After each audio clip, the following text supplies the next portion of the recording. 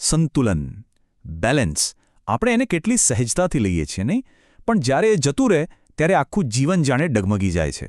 આ કોઈ માની વાત નથી. ઘણીવાર લોકો આને અવગણે છે, પણ આજે આપણે આ જ સમસ્યાના મૂળ સુધી જઈશું. તો ચાલો આ સફર શરૂ કરીએ. આને વર્ટિગો કહેવાય છે, અને હા, એ ખરેખર ડરાવી દેવો અનુભવ છે. જે કોઈએ આ અનુભવ્યું હશે એ બરાબર સમજી શકશે કે જ્યારે પગ નીચે જમીન સ્થિર હોય પણ આખી દુનિયા ગોળ ગોળ ફરતી લાગે ત્યારે કેવું લાગે છે. અને સમજી લો, આ કોઈ સામાન્ય ચક્કર નથી. આ તો એક લાલ બત્તી છે, એક સિગ્નલ છે કે શરીરની અંદરની બેલેન્સ સિસ્ટમમાં ક્યાંક ગડબડ છે. તો આજે આપણે શું જાણવાના છીએ? સૌથી પહેલાં તો આપણું બેલેન્સ કામ કેવી રીતે કરે છે, પછી એના ખોરવાવાના મુખ્ય કારણો શું છે, એના ચેતવણીના સંકેતો અને એનું નિદાન કેવી રીતે થાય છે, અને સૌથી અગત્યનું, આ સ્થિતિમાંથી બહાર નીકળવાનો રસ્તો શું છે, એટલે કે સારવાર શું છે અને ઘરે કઈ કાળજી લઈ શકાય. ચાલો તો પહેલા સવાલથી જ શરૂઆત કરીએ. આપણું શરીર સીધું કઈ રીતે રહી શકે છે? આ કોઈ જાદુ નથી હો. આ તો આપણા શરીરના જુદા જુદા ભાગો અને આપણા મગજ વચ્ચેનું એક અદ્ભુત કોઓર્ડિનેશન છે, એક જટિલ સિસ્ટમ છે. ચાલો સમજીએ કે આ સિસ્ટમ આખરે કામ કરે છે કેવી રીતે. જુઓ, આપણી બેલેન્સ સિસ્ટમ પાસે 3 મુખ્ય જાસૂસ છે. પહેલા જાસૂસ છે આપણી આંખો, જે સતત જોઈને કહે છે કે આપણે ક્યાં છીએ. બીજા જાસૂસ છુપાયેલા છે આપણા કાનની અંદર, જે માથાની નાનામાં નાની હલચલને પણ પકડી લે છે. અને ત્રીજા જાસૂસ છે આપણા સ્નાયુઓ અને સાંધા, જે જણાવે છે કે જમીન પર આપણી પોઝિશન શું છે. અને આ ત્રણેય જાસૂસ 24 કલાક એક કમાન્ડ સેન્ટરને રિપોર્ટ મોકલતા રહે છે. અને એ કમાન્ડ સેન્ટર, એ કંટ્રોલ ટાવર કયું છે? આપણું મગજ. એ આ ત્રણેય જાસૂસો પાસેથી આવતી માહિતીને પ્રોસેસ કરે છે અને તરત જ શરીરને સ્થિર રહેવાના ઓર્ડર આપે છે. પણ જરા વિચારો, શું થાય જો આ જાસૂસો ખોટા સિગ્નલ મોકલવા લાગે, અથવા મગજ પોતે જ એ સિગ્નલને બરાબર સમજી ન શકે? બસ, ગડબડ ત્યાં જ શરૂ થાય છે. ત્યાંથી જ બેલેન્સની સમસ્યાઓ જન્મ લે છે. તો સવાલ એ છે કે આટલી અદ્ભુત સિસ્ટમ નિષ્ફળ કેમ જાય છે? ચાલો હવે એના મુખ્ય કારણો પર નજર કરીએ, અને તમને જાણીને નવાઈ લાગશે કે મોટાભાગના કેસમાં સમસ્યાનું મૂળ એક જ જગ્યાએ હોય છે, આપણા કાનની અંદર. વર્ટિગોનું સૌથી સામાન્ય કારણ છે BPPV. હા, નામ થોડું અઘરું છે, પણ એની પાછળનું કારણ બહુ જ રસપ્રદ છે. કલ્પના કરો કે આપણા કાનની અંદર કેલ્શિયમના નાના નાના કણ, એટલે કે ક્રિસ્ટલ્સ છે. એમનું કામ છે ગ્રેવિટીને સેન્સ કરવાનું. પણ જો આ ક્રિસ્ટલ્સ પોતાની જગ્યાએથી ખસી જાય અને ખોટી નળીમાં જતા રહે તો બસ એ મગજને ખોટા સિગ્નલ મોકલે છે, અને પરિણામ, વ્યક્તિ ભલે સ્થિર હોય, એના મગજને લાગે છે કે આખી દુનિયા ફરી રહી છે. તો જો BPPV તો મુખ્ય કારણ છે જ, પણ એના સિવાય પણ કાનની અંદર બીજી સમસ્યાઓ થઈ શકે છે, જેમ કે લેબ્રિન્થાઇટિસ, જે કોઈ વાયરલ કે બેક્ટેરિયલ ચેપથી થાય છે, અને બીજું છે મેનિયર્સ રોગ, જેમાં કાનની અંદર પ્રવાહીનું દબાણ વધી જાય છે.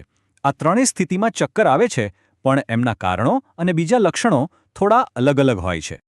અને હા, એવું જરૂરી નથી કે દર વખતે વાંક કાનનો જ હોય. બીજી ઘણી બધી બાબતો પણ બેલેન્સ બગાડી શકે છે, જેમ કે સ્ટ્રોક કે પાર્કિન્સન્સ જેવી મગજની તકલીફો, અમુક દવાઓની side effects, low blood pressure કે પછી ડાયાબિટીસને કારણે થતી નસોની નબળાઈ. આ લિસ્ટ બતાવે છે કે આ સમસ્યાના મૂળ કેટલા ઊંડા અને અલગ અલગ હોઈ શકે છે. તો હવે વાત કરીએ ચેતવણીના સંકેતોની. કઈ રીતે ખબર પડે કે બેલેન્સમાં કોઈ સમસ્યા છે? અને જો એવું લાગે તો ડૉક્ટર પાસે જઈએ ત્યારે નિદાન કેવી રીતે થાય છે? યાદ રાખો, લક્ષણોને ઓળખવા એ સાચી દિશામાં સૌથી પહેલું અને સૌથી મહત્વનું પગલું છે. સૌથી પહેલું અને મુખ્ય લક્ષણ તો છે વર્ટિગો, એટલે કે બધું જ ગોળ ગોળ ફરતું હોય એવું લાગવું. એ સિવાય ચાલતી વખતે અસ્થિર લાગવું, જાણે હમણાં પડી જવાશે. માથું હલકું લાગવું, જાણે ચક્કર આવતા હોય. ક્યારેક તો આંખે ઝાંખપ પણ આવે અને ઉબકા પણ થાય. અને આ બધાને કારણે સતત પડી જવાનો ડર મનમાં ઘર કરી જાય છે. આમાંથી કંઈ પણ અનુભવાય તો એને અવગણવું નહીં. તો જ્યારે ડૉક્ટર પાસે જવાય ત્યારે શું થાય? સૌથી પહેલાં તો એ શારીરિક તપાસ કરશે. ચાલવાની રીત જોશે, આંખોની હલનચલન તપાસશે. પછી જરૂર મુજબ સાંભળવાની અને દ્રષ્ટિની પણ તપાસ થઈ શકે છે.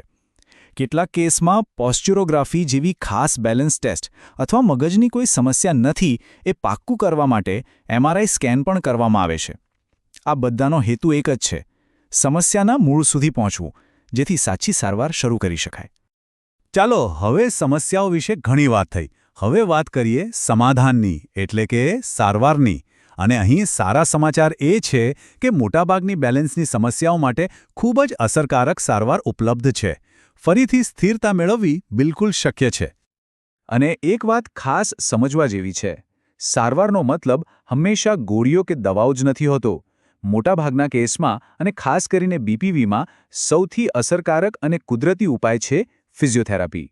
એમાં પણ ખાસ કરીને વેસ્ટિબ્યુલર રિહેબિલિટેશન થેરાપી, જે ખરેખર ચમત્કારિક પરિણામો આપી શકે છે. તો પેલી જે ક્રિસ્ટલ્સની વાત કરી હતી ને આપણે બીપીવીવી માટે, એનો એક ખૂબ જ સરળ છતાં જાદુઈ કહી શકાય એવો ઉપાય છે. એને કહેવાય છે એપ્લી મેન્યુવર. અને એ કેવી રીતે કામ કરે છે એ જાણીને ખરેખર આશ્ચર્ય થશે.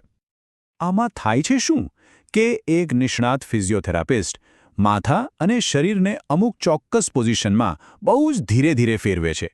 આ કરવા પાછળનો હેતુ શું? ગુરુત્વાકર્ષણની મદદથી પેલા જે ક્રિસ્ટલ્સ ખોટી જગ્યાએ જતા રહ્યા હતા એમને પાછા એમના ઘરે પહોંચાડવાનો. અને જેવી એ ક્રિસ્ટલ્સ પોતાની સાચી જગ્યાએ ગોઠવાઈ જાય એટલે ખોટા સિગ્નલ બંધ અને ચક્કર પણ બંધ. ઘણીવાર તો તરત જ રાહત મળે છે.